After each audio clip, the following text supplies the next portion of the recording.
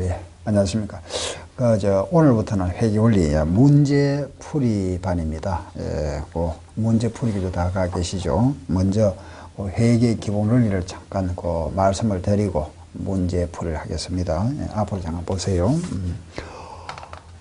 먼저 우리가 회계원리입니다. 그죠? 요 회계원리를 하는 것은 기업과 관련된 정보, 기업과 관련된 정보를 그 정보를 이용하고자 하는 사람에게, 그죠? 정보 이용자에게 제공하는 것.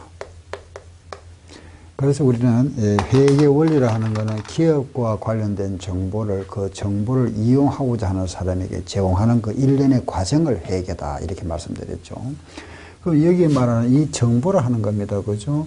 기업과 관련된 정보는 그 모든 기업의 영업활동 결과가 장부에 나타나겠죠. 장부에 기록하고 그 장부에 기록한 그걸 모두 집계를 합니다. 결산 때. 그래서 장부 기장을 통한 그 정보를 필요로 하는 사람에게, 그 이용자, 이제 누군지 정리가 되죠. 그죠? 우리 기본서 할 때 다 공부했던 겁니다.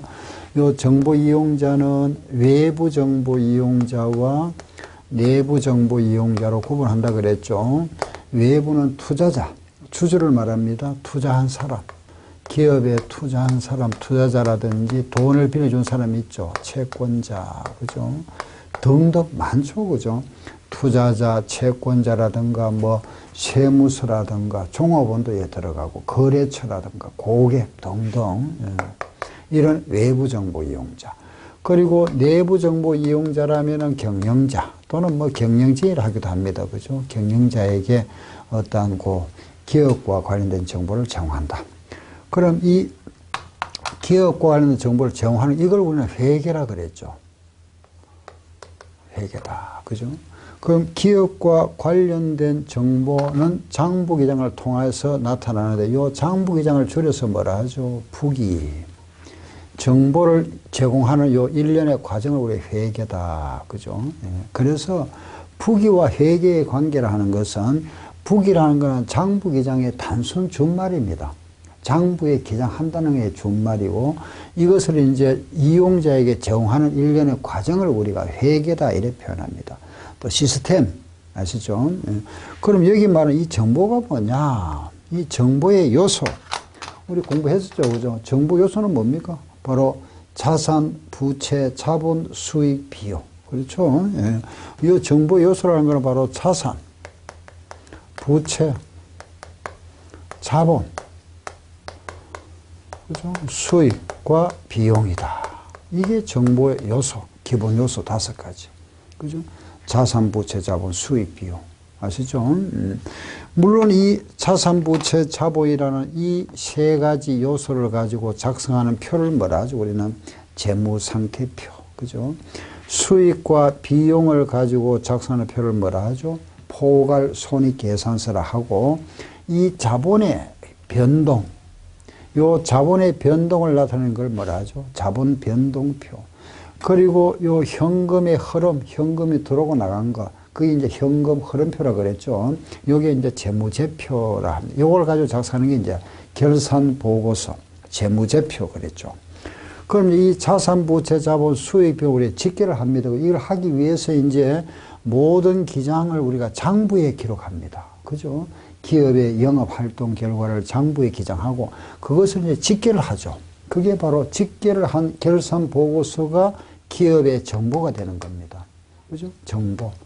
그래서 요 제공하는 요 과정을 우리가 회계다 한다. 그랬죠. 그죠? 그럼 우리가 이제 공부하는 그 내용이 말하자면은 전체 이런 재무제표, 요걸 작성하는 게 이제 재무상태표,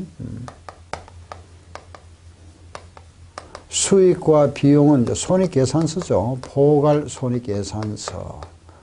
그리고 물론 이제 자본변동표, 요게 현금 흐름표가 있습니다. 그죠? 기본 재무제표 4가지. 물론 이제 주석도 포함한다 그랬죠. 그죠? 이런 재무제표를 작성하기까지의 과정, 그죠?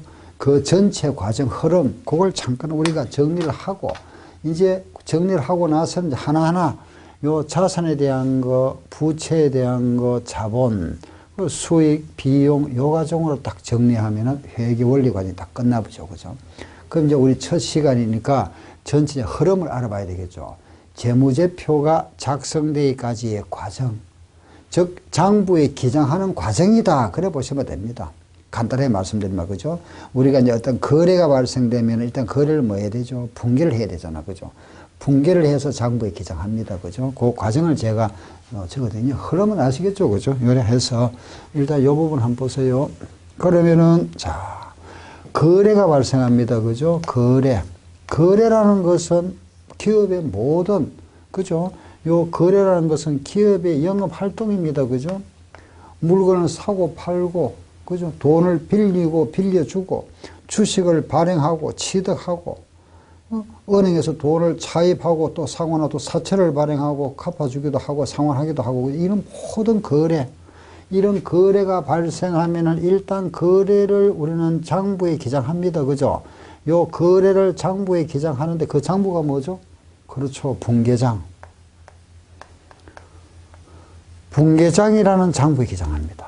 거래를. 예. 그래서 요 분계장이라는 장부에 기장하고 나서 각 이제 계정별로 집계를 해야 되잖아. 그죠? 전체를 이제 기장을 하고 나서는 각 계정별로 따로따로 계정 과목별로 현금 계정 따로, 상품 계정 따로, 그죠? 또는 대여금 계정 따로따로 이렇게 따로 하는 그걸 뭐라 하죠? 원장. 아시겠죠? 총계정 원장. 모든 계정을 전체를 이제 나타내서 총계정이라고 합니다. 우리가 총계정 원장이다 이라죠. 원장. 아시죠? 이 원장이라는 어떤 원자를 씁니다. 장부, 어떤 제일 먼저 작성되는 장부라 이런 뜻입니다. 요거는 분계를 나타내는 장부, 분계장이라고 그랬죠. 그죠? 그러고 나서 이제 원장, 총회 원장이 되고 이렇게 해서 여기까지 작성이 이제 계속 작성되죠. 그죠? 이 분계장과 총계장 원장은 가장 중요한 장부다. 그 기업에서 가장 핵심되는 장부가 두 개가 있는데 이 두 개가 가장 핵심적인 장부입니다. 이걸 두 개를 뭐라 하죠? 주요부, 중요한 장부다. 그러면은 주요부 요 두 개만 있는 게 아니죠. 그죠? 이걸 우리는 요거 두 개를 우리가 중요한 장부다. 이걸 이제 보조하는 장부도 있겠죠. 이제 보조부에 보면은 뭐 현금 출납장, 은행 예금 출납장, 소현금 출납장, 뭐 매입장, 매출장, 받으름 기입장, 지급음 기입장, 매입처 원장, 매출처 원장, 뭐 주주 원장 등등, 그죠? 많은 장부들이 있습니다. 기업에 가면은, 예. 뭐 회사별로 뭐 필수적인 장부도 있을 거고, 또 일부는, 그죠? 또 이 회사는 사용하는데 이 회사는 사용 안 하는 장부도 있겠죠. 이거는 필수, 주요부고, 요거는 말뜻 그대로 보조하는 장부입니다. 그죠? 이게 중요한 장부고, 이거 주요부, 보조부다 이렇게 구분하고, 이 보조부는 다시 또 구분하죠. 그죠? 말하면 요 분계장을 좀 보조한다. 이래 이해하시면 쉽습니다. 요 분계장을 보조하는 장은 우리는 보조기입장이다. 이렇게 표현하고, 이 총계적 원장을 보조한다. 이거는 보조 원장이다. 이렇게. 예. 요래 간단히 이해하세요. 아시겠죠? 분계장을 보조한다. 보조 기입장. 총계적 원장을 보조한다. 보조 원장이다. 이런 식으로. 여기에 나타나는 장부들은 뭐, 여기에 현금 출납, 방금 말씀드렸죠. 현금 출납장, 소행금 출납장, 당자예금 출납장, 현금 당자예금 출납장, 매입장, 매출장, 받으름 기입장, 지급음 기입장 등등 이런 장부들이 있고, 여기에는 뭐 상품 재고장이라든가 매입처 원장, 매출처 원장, 주주 원장이라든가 권자산 대장이라든가 적성부 원장이라든가 등등등등 이런 장부들이 있다. 그럼 이런 장부에 기장하는 것, 요걸 우리가 뭐라 하죠? 북이다 이랍니다. 북이. 장부에 기장하는 걸 우리 북이다. 아시겠죠? 그리고 요 하나만 더 말씀드릴 거는 분계장 대신에 쓰는 게 뭐죠? 그렇죠. 전표. 아시죠? 우리가 요 전표 하는 말 많이 들어보셨죠? 그죠? 전표는 분계장 대용으로 사용합니다. 현금이 들어오면 입금, 현금이 나가면 출금 전표, 현금 거래가 없는 거는 대체전표라 해가지고 전표는 보통 세 가지를 많이 사용합니다. 입금전표, 출금전표, 대체전표. 아시겠죠? 현금이 들어오면 입금, 현금이 나갔다 출금, 현금이 없는 거래, 외상거래 있죠? 대체전표라 합니다. 물론 이 대체도 이제 기업에 따라서 차변대체, 대변대체, 일부대체, 전부대체 이렇게 구분하기도 합니다만은 크게 우리가 대체다. 입금, 출금, 대체. 또 어떤 기업에서는 상품 거래가 주로 많은 기업이 있죠. 매입전표, 매출전표를 또 추가하기도 합니다. 이렇게 5전표제다 하기도 하고. 우리 이제 기본적으로 입금, 출금, 대체 세 가지 있구나. 그 정도 이해하시면 되고. 전표는 분계장 대신에 쓰는 거다. 아셨죠? 예, 그리고 여기 이제 주요부다. 이런 거는 보조장부다. 아셨죠? 이렇게 해서 이제 우리가 원장, 기장을 이렇게 이제 이 주요부와 보조부에다 쭉 기장을 합니다. 하다가 이제 연말에 오면 집계를 해야 되잖아. 그죠? 그렇죠? 마감, 결산. 쉽게 말하면 결산한다. 그럼 돈이 총 얼마가 들어왔는지, 얼마가 나갔는지, 물건이 얼마, 1년 동안 얼마치가 들어왔는지, 얼마치가 팔려 나갔는지, 그래서 이익이 얼마 생겼는지. 그죠? 이런 걸 우리가 집계를 해봐야 되잖아. 그죠? 그 집계표가 뭐죠? 그렇죠. 시산표. 시산표. 예, 얘는 시산표. 예, 이렇게 작성한다. 그죠? 그럼 이 시산표를 보고, 이제 시산표에는 모든 계정이 다 들어가죠. 그죠? 이 시산표에는, 여기에는 우리 이제 이 재무제표 항목들이 다 들어갑니다. 자산, 부채, 자본, 여기에 수익, 비용, 이렇게. 항상 자산과 비용은 차변에 표시하고 부채, 자본, 수익은 대변에 표시합니다. 아시죠? 그래서 이 차변 금액과 대변 금액은 이 금액은 합계가 똑같아져야 되죠. 그죠? 왜냐하면은 모든 분계는 차변, 대변이 항상 같아집니다. 그걸 우리 뭐라 했습니까? 대차 평균의 원리다. 모든 거래는 차변과 대변에 동시에 기장합니다. 거래 이중성이라 합니다. 그죠? 금액이 같다. 대차 평균의 원리. 아셨죠? 그래서 아무리 거래가 많아도 하나하나가 같아진가. 결과는 이게 같아지겠죠. 그죠? 이걸 가지고 우리가 맞나 틀리나를 알아본다. 그걸 우리가 자기 검증 기능이다. 이랍니다. 복식부기는 항상 양쪽에 같이 기장됩니다. 차변과 대변에. 그래서 차변, 대변에 같이 기장되다 보니까 같은 금액이 동시에 기장되다 보니까 거래가 10건이든 100건이든 1000건이든 10,000건이든 다 결국 같아지겠죠. 그래서 항상 요게 이틀릿이 돼야 되죠. 요거. 아시겠죠? 예, 요거. 그리고 나서 이제 이 시산표를 보고 이제 마무리, 그죠? 그게 바로 뭐죠? 재무제표잖아요. 결산보고서. 그렇죠? 요 시산표를 보고 작성하기 이제 여기에 재무상태표, 그죠? 대표적인 재무제표 이거잖아. 그죠? 재무상태표와 그리고 포괄 손익계산서. 포괄은 제가 정리했습니다. 손익계산서다. 이렇게. 그죠? 그 재무상태표와 손익계산서를 작성한다. 이렇게. 아시겠죠? 그리고 여기 있는 자산, 부채, 자본, 자산, 부채, 자본은 재무상태표에 표시하고 비용과 수익은 손익계산서에 표시합니다. 요 차이가 뭐가 생기죠? 이익이 생기겠죠. 그 단기순이익이 발생됩니다. 그죠? 여기에 단기순이익이 생기고 이 단기순이익이 항상 같아야 되겠죠? 그 이익이 발생됩니다. 이 이익의 타가 여기에다가 세금 납부, 법인세. 기업에서는 법인세를 납부하죠. 납부하고 나면 딱 거의 모든 정산이 끝납니다. 요 세금을 납부하는 우리 무슨 회계? 세무회계도 합니다. 아시겠죠? 이 세금 관계는 우리 시험하고 관련이 없습니다. 우리는 재무회계, 원가회계, 세무회계 크게 세 가지를 구분한다 그랬잖아. 그죠? 재무회계, 원가회계, 세무회계인데 요 세무회계는 우리 시험에 안 나오니까 두 가지 재무회계와 원가회계. 지금 하는 이 자산부 자본 이게 재무회계입니다. 그죠? 여기에서 80%, 원가 부분에서 20%가 줄여야 된다 그랬죠. 그죠? 네, 여기 흐름입니다. 그죠? 흐름. 자, 보세요. 이제 이 돌아와서 그러면은 첫 번째 거래가 발생합니다. 그죠? 요 거래가 발생하면은 거래 우리는 분계장에 기장을 해야 되는데 요 분계장에 기장을 하기 위해서는 첫째 뭘 해야 된다 그랬죠? 그렇죠. 분계를 해야 되잖아. 분계. 분계라는 거는 거래를 왼쪽과 오른쪽 나누는 겁니다. 그죠? 이제 여러분들은 이제 기본서 과정이 끝났습니다. 그죠? 그래서 뭐 왼쪽, 오른쪽 하면 좀 촌스럽죠. 한마디로. 그죠? 그러니까 우리 앞으로 이제 차변, 대변. 아시죠? 예, 이제 그렇게 말씀드릴게요. 왼쪽, 차변입니다. 그죠? 차변. 아, 대변. 이래 나누는다. 이 나누는 걸 우리는 분계다. 그랬죠. 그죠? 이 차변과 대변으로 구분합니다. 이렇게. 구분하는데 네 가지잖아. 그죠? 자산 하면은 자산의 증가, 요거 차변, 자산 감소는 어디 표시한다? 대변에 표시하고, 그죠? 부채는 반대라 그랬죠. 부채 증가는 대변, 그럼 부채 감소는 물론 차변, 반대니까. 자본도 마찬가지죠. 자본 증가는 대변입니다. 자본 감소는 차변. 그죠? 그리고 비용 발생. 수익 발생. 이렇게. 요걸 우리는 모두 8가지입니다. 그죠? 거래의 8요소라 그랬죠. 요걸 우리가 분계법칙. 요거는 차변 요소 들어가는 거 대변 알아야 됩니다. 그죠? 한번 읽어보고 갈까요? 시작.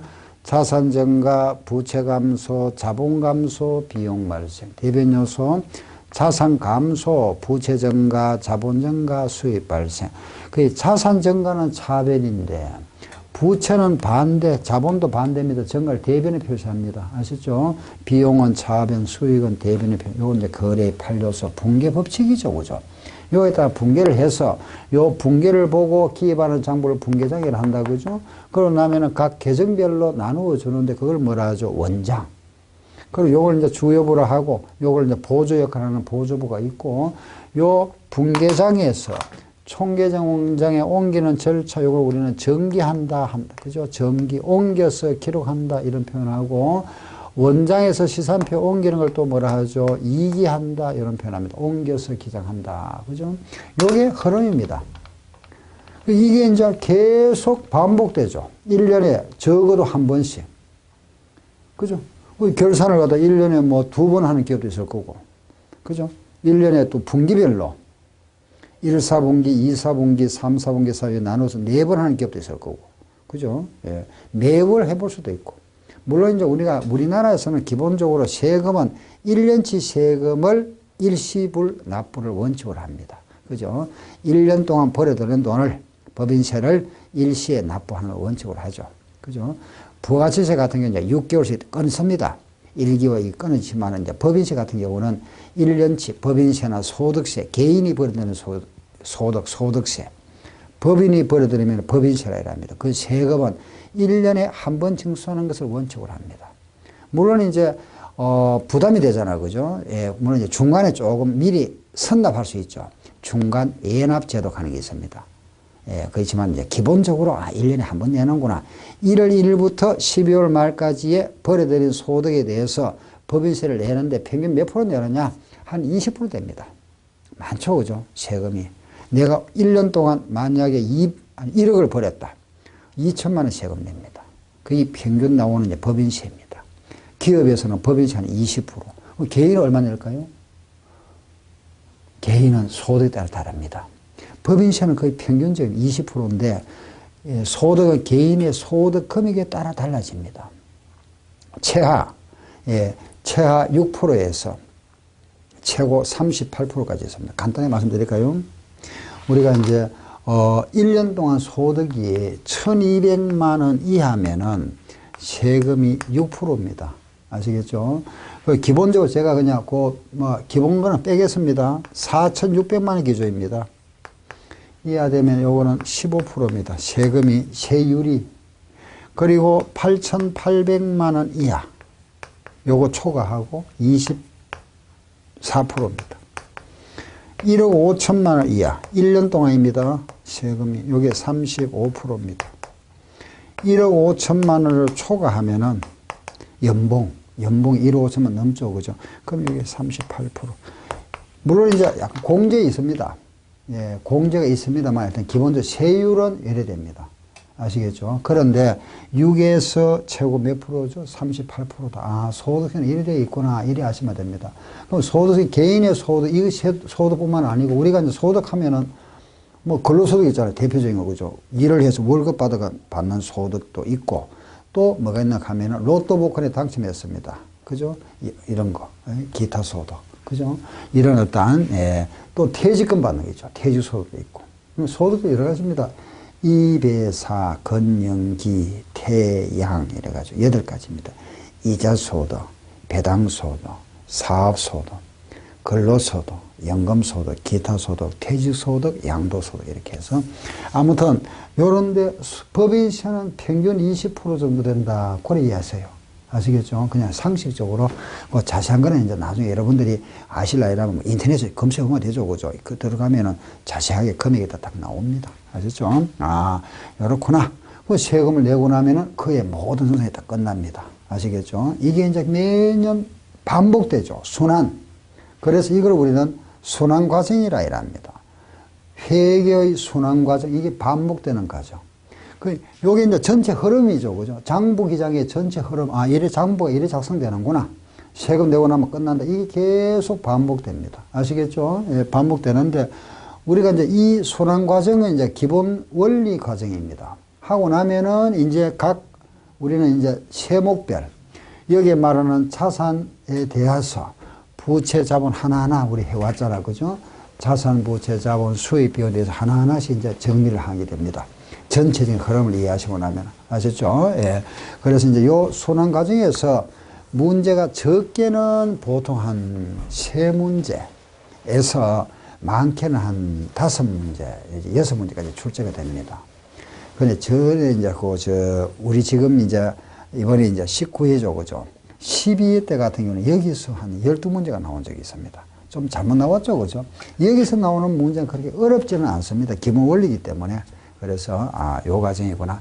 평균, 적게 나오면은 2문제나 보다 한 3문제 정도 나온다 보시면 됩니다. 한 3문제에서 한 5문제, 5문제까지 출제되는 부분이 요래 된다. 그런 걸 아시고, 지금부터 이제 여기에 대한 우리 하나하나 제가 교재를 보면서 조금 보충할 걸 말씀드리고, 요 관련된 또 기출 문제와 또 예상 문제를 풀어보도록 하겠습니다.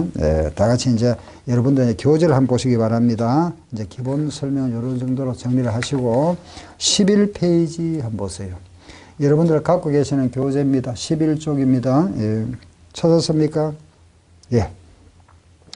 그 포인트 1번 나와 있죠. 한번 보세요. 다음 중에 부기의 주목적이, 부기라는 것은 장부기장입니다. 주된 목적이 뭐냐? 자, 잠깐 말씀드리게 보세요. 우리가 장부기장은 주된 목적은 뭘까요? 예, 바로 이거 작성하는 겁니다. 아셨죠?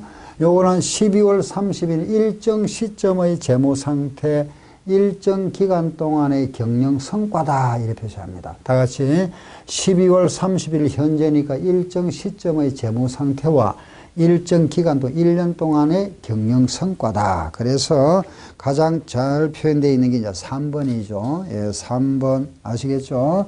자, 뒤로 한번 넘겨볼까요? 네, 12쪽 한번 보세요. 12페이지. 예, 거기 이제 키 하는 게 있죠. 예, 아시겠죠? 키 열쇠입니다. 그죠? 거기에 이제 우리가 부기에 대한 자세한 설명이 이제 나옵니다. 해설에 대한 것이. 그 문제, 기본 문제와 거기에 대한 해설이죠.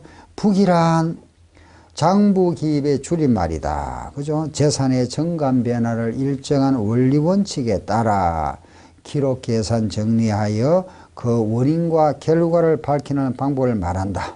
그 이제 일정한 원리 원칙이 바로 우리가 말하는 그 국제의 기준입니다. 그죠? 기장 방법에 따라서 단식 부기와 복식 부기로 구분한다. 단식 부기라 하는 거는 한쪽만 기장하는 겁니다. 그죠? 간단하게 말하면은 현금을 내가 빌려왔다. 현금이 들어왔네. 100원이 들어왔다. 차입금, 돈 빌려왔다. 그죠? 이랬을 때, 현금 들어온 것만, 요것만 기장하는 거는 단식. 아셨죠? 요것도 기장하고, 요것도 기장하는 게 뭐죠? 복식이라는 겁니다. 아셨죠? 현금만 기장하는 게, 들어오고 나간 것만 기장하는 게 단식이라는 거. 우리가 하는 건 모두 뭘까요? 복식입니다. 아시겠죠? 예, 우리 하는 복식이라고 그래 하시면 되고, 그래서 우리 집에 하는 가계부, 이런 거, 가계부라든지 뭐 관청부기라든가 재단부기 이런 거는 주로 이제 단식부기입니다. 예. 복식부기는 이제 거기에 나와 있는 거죠. 상업부기, 공업부기, 은행부기 이런 게 이제 복식부기인데 우리가 하는 것도 복식부기다. 그래 하시면 되고, 그 부기에 주목적이 나와 있죠. 1번 기업의 일정 시점에 있어서 재무 상태를 파악한, 이게 바로 재무 상태표죠. 일정 기간 동안의 경영 성과를 파악한다. 이거는 손익계산서. 이게 가장 주된 목적 두 가지. 부기의 목적 하면은 요거 두 가지다. 딱 아세요. 아, 장부기장하는 목적이 뭐냐? 재무 상태표와 손익계산 작성하는 거다. 회계의 목적이 뭐냐? 요거만 그냥 기억하세요. 다 같이 시작. 정보 제공. 한 번 더 시작. 정보 제공. 아셨죠? 요걸 회계의 목적이라 하는 겁니다. 아셨죠? 자, 아직 이제 부수적인 목적. 이런 거 여러분들 한번 읽어보시면 됩니다. 아래 보시면은 경영 방침이나 계획을 수립하고, 그죠? 어떤 뭐 의사결정에 정보를 제공하고, 과세에 대한 자료 또는 어떤 분쟁이 생겼을 때 증거 자료를 제시할 수 있다. 그죠? 두 번째, 회계의 목적이 나와 있죠. 한마디로 뭐란다 그랬죠? 정보 제공이다. 그래 이해하세요. 회계의 목적은 정보를 제공하는 것. 세 번째로 나옵니다. 정보 제공하는 것을 목적으로 하고 있다. 거기에는 재무회계와 관리회계로 구분한다 그랬죠. 그죠? 재무회계와 관리회계는 원가 쪽을 말합니다. 원가 관리회계. 예, 그 아래 보면은 재무회계 관리회계 비교해놨죠. 재무회계는 이해관계자에게 보고하는 것을 원칙으로 하지만은 관리회계는 경영자에게 보고한다. 재무회계는 재무제표라는 양식이 있지만은 관리 원가 쪽은 뭐 일정한 양식이 없습니다. 그죠? 그 재무회계는 1년 동안 있어 왔던 자료를 가지고, 그죠? 재무제표를 작성하니까 과거에 있어 왔던 거래입니다. 과거 지향적이지만은 관리회계는 이걸 가지고 이제 앞으로 우리가 생산 라인을 확대할 거냐, 증설할 거냐, 축소할 거냐를 결정합니다. 미래 지향적이다. 이런 표현하고, 재무회계는 정기적 재원을 원칙으로 하지만 관리 원가 쪽은, 원가 관리 쪽은 수시로 필요할 때마다 신속한 정보가 필요하겠죠. 또 재무회계는 모두 숫자로 표시합니다. 모든 우리가 장부에 기장하는 거는 금액으로 표시해야 되겠죠. 근데 관리 원가 쪽은 화폐적까지 숫자로 표시하기도 하고, 또는 이제 어떤 말로서, 그죠? 비화폐적 정보도 포함한다. 아래 순환 과정이 나와 있죠. 이걸 말합니다. 그죠? 요걸 제가 칠판에 방금 말씀드렸고, 예. 그 다음에 이제 한번 넘겨볼까요? 13쪽 한번 보세요. 예, 거기 가면은, 자, 두 번째 보니까 회계상 거래 볼 수 없는 거 그랬죠. 자, 잠깐 이거 한번 볼까요? 여기 보시면은 거래 그랬죠. 그죠? 거래.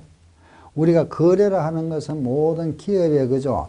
어떤 정관 변화를 일으키는 걸 모두 거래라 이랍니다. 거래. 예, 그런데 거래인 것이 있고 거래가 아닌 것이 있겠죠. 그죠? 거래가 인 것, 거래인 것. 쉽게 말하면은 우리가 장부에 기장하는 거와 기장 안 하는 게 있다. 이 말입니다. 기장하는 거는 거래, 기장하지 않는 거는 거래가 아니다. 그럼 아닌 것, 요거 한번 볼까요? 뭐 주문하다. 간단하게 요거. 물건을 사기로 말로서 주문했다. 말로만 계약했다. 사람을 채용하다. 뭐 등등 이런 거죠. 그죠? 이런 거는 거래가 아니다고 보는 겁니다. 그리고 우리 자산 부채가 증가하거나 감소하면 이거는 거래라 이랍니다. 여기 거래라 하는 거는 꼭 우리가 당사자가 있어야만이 거래, 우리는 실무에서는, 사회에서는 그러죠. 그죠? 거래하면 반드시 상대방이 있어야 됩니다. 그죠? 그런데 회계상에서는 상대방이 없어도 거래가 될 수 있습니다. 어떤 거래냐? 예를 들어서 우리 집이 화재로 불이 타버렸습니다. 화재가 발생해 버렸습니다. 상대가 없죠. 그죠? 그렇지만은 자산이 감소됐잖아요. 그건 거래를 합니다. 아시겠죠? 내가 만약에 도난, 그죠? 상대하고 도둑하고 내하고 거래한 건 아니지 않습니까? 그렇지만은 자산이 감소됐죠. 거래를 합니다. 그래서 우리 회계상 거래를 하는 거는 자산, 부채 이런 항목이 증가하거나 감소하는 거는 거래를 하는 겁니다. 이런 거는 거래가 아닙니다. 실무에서 우리가 계약했다. 거래 맞죠? 그죠? 그렇지만은 회계상에서는 거래를 보지 않는다. 그걸 이제 구체적으로 정리해 놨습니다. 한번 보세요. 아래 한번 보세요. 그 아래 표를 보면 키에 나와 있죠. 그걸 조금 한번 읽어보시면 됩니다. 상품을 주문하다 거래가 아닙니다. 그죠? 계약하다 아닙니다. 종업원을 고용계약을 했다. 이것도 거래가 아닙니다. 뭐 의뢰하다, 부탁하다, 부탁을 받았다, 수탁하면 부탁을 받아안고 위탁, 부탁을 하는 겁니다. 그죠? 부탁받고 부탁하는 건 거래가 아니고. 중요한 하나 나왔네요. 비읍. 주식 배당을 받았다. 전가됐습니까? 우리가 주식을 배당받았다. 이거는 회계상 장부 기장 안 합니다. 아시죠? 주식 배당 받는 거는 거래가 아닙니다. 기억하셔야 됩니다. 요 시험에 잘 나옵니다. 기억하세요. 주식 배당을 받으면 거래가 아닙니다. 근데 그 오른쪽 잠깐 보세요. 거래인 것에 보면 주식 배당을 하는 경우 나왔죠. 그죠? 주체가 다릅니다. 주식 배당을 받는다는 입장에는 내가 주식을 투자를 하고 내가 그에 대한 배당을 현금 배당 대신에 주식을 받은 걸 말하고, 주식 배당을 한다는 것은 우리 회사 입장입니다. 우리 회사가 우리 주주들한테 현금 배당 대신에 주식으로 배당해 주는 거죠. 아시겠죠? 그래서 이 경우에는 주식 배당을 하는 경우는 자본이 감소됩니다. 거래를 합니다. 자본이 감소. 거래지만은 주식 배당을 받는 경우는 우리가 회계상 거래를 보지 않는다. 기억하셔야 됩니다. 요거. 예. 다른 거는 보면 다 이해할 수 있잖아. 그죠? 예. 그런데 주식 배당을 받는 경우는 거래가 아니다. 하는 그거 하나 더 기억하세요. 예. 자, 보세요. 갑을병이 예, 만약에 이 사람이 50% 지분을 가지고 있고 을은 30%, 병은 20% 지분을 가지고 있습니다. 그런데 이 회사가 주식을 만약에 배정을 했는데 주식 배당을 했는데 10주를 배당한답니다. 10주. 그러면 갑은 몇 주 가져가겠죠? 그렇죠. 5주로 가져가죠. 수를 할게요. 50주. 그럼 결국은 50주라도 50%, 30%, 20주 맞습니다. 20% 그죠? 여기에 5주가 추가되죠. 이 사람은 3주, 이 사람은 2주. 그럼 55주, 33주, 22주 되잖아. 그죠? 그럼 갑이라는 사람은 50주를 가지고 있다가 이 회사 주식이 55주로 늘어났습니다. 그죠? 을은 30주에서 33주가 됐고, 병은 20주에서 22주로 늘어났습니다. 그죠? 그런데 이거 한번 보세요. 이 주식을 배당받기 전에 율이 몇 프로죠? 50%죠. 여기도 30% 맞죠? 20% 맞죠? 주식 배당을 받았습니다. 받았을 때 전체가 지금 몇 주가 됐죠? 이제 전체가 110주잖아. 그럼 110분의 55는 몇 프로죠? 내는 50%잖아. 이해됩니까? 전체 110주에, 여기는 100주에 50주니까 50%. 110주에 55주니까 50%잖아. 110주에 33주니까 30%. 110주에 22주니까 20%. 아시겠죠? 예, 그래서, 그럼 지분율이 똑같죠? 주식 배당 받으니까. 지분율의 변동이 없으니까 장부에 정감으로 기록하지 않습니다. 그래서 이거는 예, 거래가 아닌 걸로 보는 겁니다. 이해됩니까? 요거 하나 체크해 주시고. 그럼 이제 거래는 알았습니다. 그죠? 자, 또 한번 넘어가 보겠습니다. 그 위에 문제 한번 보세요. 2번. 예, 다음 중 회계상 거래라고 볼 수 없는 거 1번. 상품을 외상으로 매입했다. 이거 당연히 거래죠. 화재로 건물이 소실됐다. 자산이 감소됐습니다. 거래 맞죠? 주식의 가치가 하락했습니다. 재산이 하락했잖아. 당연히 자산 가치가 감소됐으니까 거래. 월 임차료를 지급하기로 하고 임대차 계약을 맺었습니다. X. 이건 아니죠. 그죠? 계약금 줘야만이 현금이 나가는 거야. 자산이 감소가 되니까. 현금을 분실했다. 거래 아닙니다. 야, 거래입니다. 제가 말씀 잘못했습니다. 현금이 감소됐죠. 그죠? 아시겠죠? 예.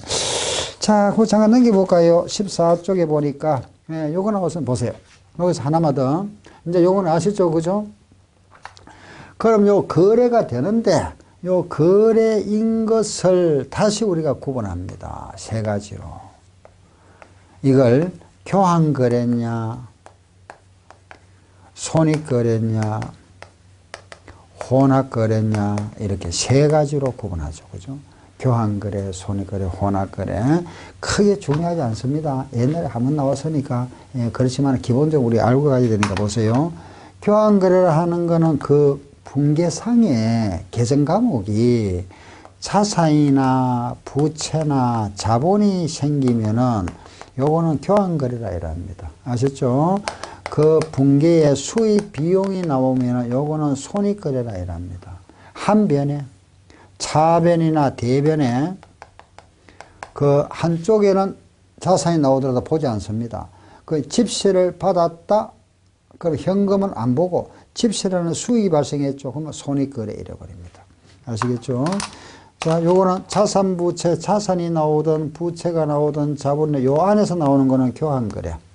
한 변에 한쪽입니다. 한 변에 수익 비용이 나오면은 손익거래를 하고 이게 동시에 나오죠. 그죠? 자산과 수익, 부채와 비용 한쪽에. 그 동시에 나오면 이게 혼합거래입니다. 요거 혼합거래. 아시겠죠? 그죠? 한 변에. 그러면 간단하게 제가 예를 하나만 들어볼게요. 보세요. 만약에 현금을 받았습니다. 현금을 받았는데 내가 돈을 빌려줬던 돈이 있죠. 대여금 100원과 이자를 10원을 함께 현금으로 받았다. 이런 분기를 했습니다. 자산의 증가, 자산의 감소, 수익 발생입니다. 그죠? 대여금과 이자를 같이 받았습니다. 이때 대여금 100원만 받았다. 요거는 자산이니까 교환거래. 이자만 받았다. 손익거래. 동시에 받았다. 혼합거래입니다. 이해되죠? 다시 대여금만 받았다. 무슨 거래? 교환거래. 이자만 받으면 수익만 받아 수익이 발생했으니까 손익거래. 같이 받았으니까 자산과 수익이 동시에 나왔다. 혼합거래를 합니다. 이해되죠? 예, 이렇게 간단히 구분하시면 됩니다. 그러면 그 포인트 3번 문제 한번 보세요. 다음 거래 중에서 손익거래에 해당하는 것 그랬죠. 1번 거래처가 파산 망했다. 그죠? 문 닫았습니다. 매출 채권이 대손되어 돈 떼이 있다. 비용이 발생했잖아. 손실이 발생했습니다. 그죠? 손익거래. 1번. 2번은 대여금과 이자를 받았습니다. 대여금은 자산. 이자를 받아서 이자는 수익입니다. 자산과 수익이 동시에 나왔네. 이거 혼합거래. 상품을 매입하고 현금 지급했습니다. 상품이라는 자산과 현금이라는 자산. 자산 나왔다. 이거는 교환거래. 비품 30만 원을 28만에 팔았습니다. 보세요. 비품이라는 자산을 팔았습니다. 자산은 감소됐죠. 그죠? 30만 원짜리를 우리가 28만에 팔으니까 손해가 발생했죠. 자산과 비용이 같이 나왔습니다. 무슨 거래? 혼합거래. 아시죠? 차익금과 차익은 현금 지급, 차익은 부채, 요거는 교환거래. 이해되죠? 그래서 자산, 부채, 자본이 나오면은 교환거래, 한쪽에 차변이나 대변에 수익이나 비용이 나오면은 손익거래. 요게 동시에 나왔다. 무슨 거래? 혼합거래라 한다. 아시죠? 예. 자, 다음, 뒤로 한번 넘겨볼까요? 15쪽에 4번 보시면은 문제 한번 보세요. 다음 중에 하나의 거래에서 동시에 나타날 수 없는 거 그랬습니다. 보세요. 하나의 거래는 반드시 차변과 대변이 이렇게 동시에 이렇게 나타나야 되죠. 그죠? 이것끼리 나타나면 안 되죠. 같은 면끼리. 아시죠? 항상 왼쪽과 오른쪽, 차변 요소와 대변 요소가 양쪽에 발생된다. 그걸 뭐라 했죠? 우리는 거래 이중성이라 합니다. 아시죠? 모든 분계는 복식부기를 하게 됩니다. 양쪽에 생긴다 하는 걸 아시면 되죠. 따라서 1번 한번 보세요. 비용의 발생과 자산의 감소. 여기 있네. 비용의 발생과 자산. 요거는 차변, 요거는 대변. 맞네. 그죠? 차대변이 있으니까. 두 번째, 자산의 감소와 부채의 자본의 감소. 요것도 맞네. 그죠? 3번, 자산의 증가와 부채의 이것도 맞네. 4번 비용의 발생과 부채의 감소. 요거와 요거 같은 변이 있네. 차변끼리 있으면 안 되죠. X. 5번 자산의 증가와 수익의 발생. 요거는 차변되면 맞네. 그죠? 이렇게 우리가 거래는 동시에 나타날 수 없는 거는 항상 차변 요소와 대변 요소는 그죠? 동시에 같이 나타나야 됩니다. 아시겠죠? 요게 차변, 이걸 뭐라 한다? 거래 이중성이라 합니다. 아시겠죠? 금액이 항상 같다. 그걸 뭐라 하죠? 대차 평균의 원리. 요 차변 요소와 대변 요소는 항상 양쪽에 생깁니다. 거래 이중성. 차변 금액과 대변 금액이 같다. 대차 평균의 원리다. 이랍니다. 아시겠죠? 그죠? 예. 요래서, 예, 요래 하고, 계속해서 잠깐 쉬었다가 계속하겠습니다.